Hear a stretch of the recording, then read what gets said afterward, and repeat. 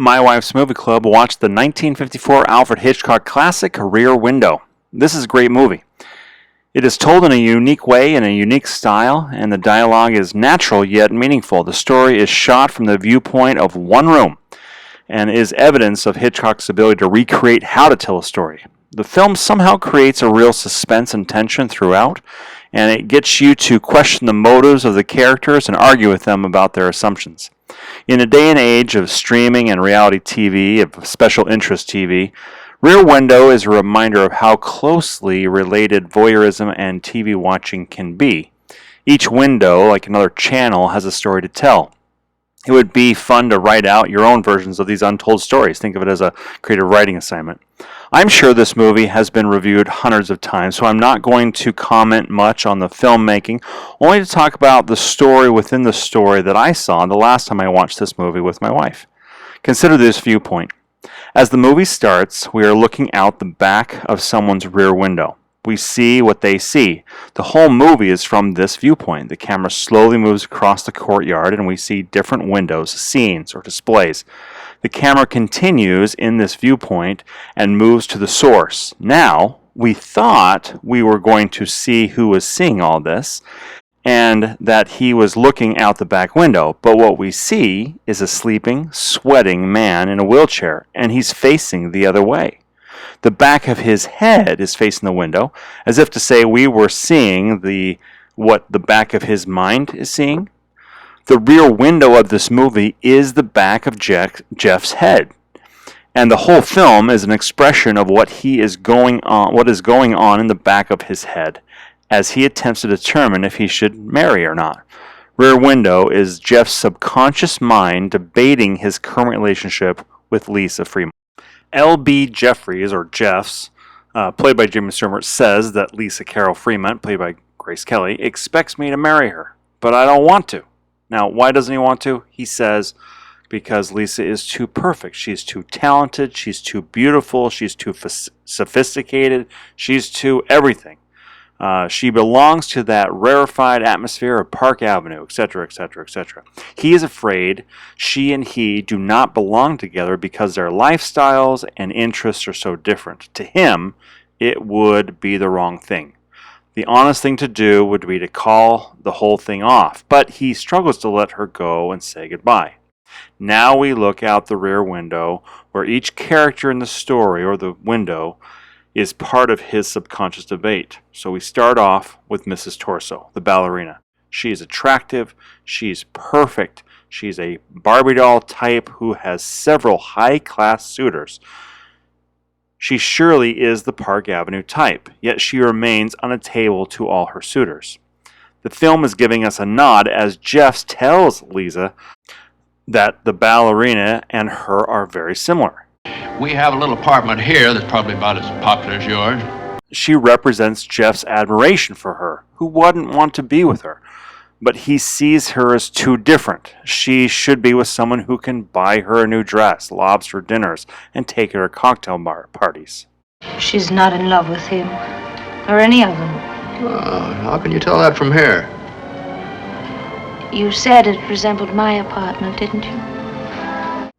Next is Miss Lonely Heart. She is a version of Lisa without Jeff's. She is a romantic who needs to be careful and not allow the wrong type of men into her life, her story. Jeff sees her as the potential outcome if he doesn't call the whole thing off. Then there's Mrs. Hearing Aid. She appears to be content being alone. She has her cat.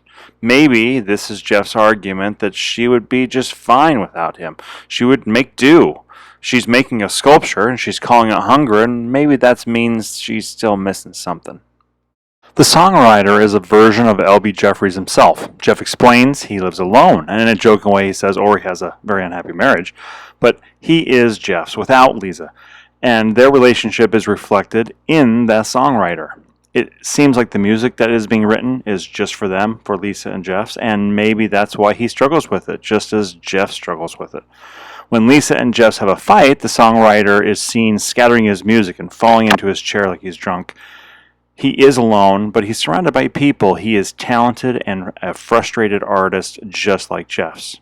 The next part is we see three different couples, possible stages of a relationship. First is the newlyweds. They're just starting out. They took the leap of faith, hoping for the best, but you never really know. You never can really be prepared. No matter how long you have known someone, taking that next step is going to be a challenge for both of you. There are things to ensure you can make it work, but no matter how prepared, eventually you have to take that leap and then go through the process together. We see them being in a hopeful beginning, and then their window is closed. Their future is uncertain. Next is the older couple who we see sleeping outside. Maybe not quite together, facing opposite directions and within a cage on their veranda or landing. They have grown accustomed to each other. In Jeff's mind, this might be the what might be. Is it a prison? Is it a ball and chain?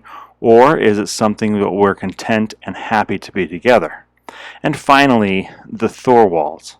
Lars and Anna Thorwald. They are in two separate frames, the sick wife and the salesman husband in the other frame.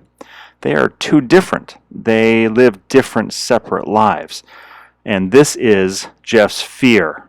His fear that they're going to grow apart and their differences will be so great that it will break someone's heart and, in essence, in the subconscious mind, murder each other. Or, more appropriately, him murdering Lisa. Most of the movie plays out like this. This is the lion's share of the movie. Jeff has to battle out his demons and determine if Lisa and he are fit for the challenge. He provokes her to be more adventurous, and he sits crippled and helpless while she changes for him, and he becomes more in love with her and more worried for her safety. He exposes his darker fears through flashbulb, and he faces his demons, and he falls out the back of his mind. Lisa, a talented, beautiful, sophisticated, and perfect woman who is in love with an adventure-seeking photographer. He knows their lives are very different, and he doesn't seem to think they're compatible. It seems like they wouldn't be good for each other in the long term, but he doesn't want it to end. Should he end it? Leaving her vulnerable to lesser men or to be alone and wanting? Or does he take the leap of faith and get married, to take the chance of growing old together or killing each other? After facing his fears, we see Jeff's subconscious work out the details. Mrs. Torso reunites with her short and imperfect man. Jeff realizes the match may not be picture perfect, but just as Mrs. Torso rejected her suitors and loved the smaller uniform man, Lisa desires him.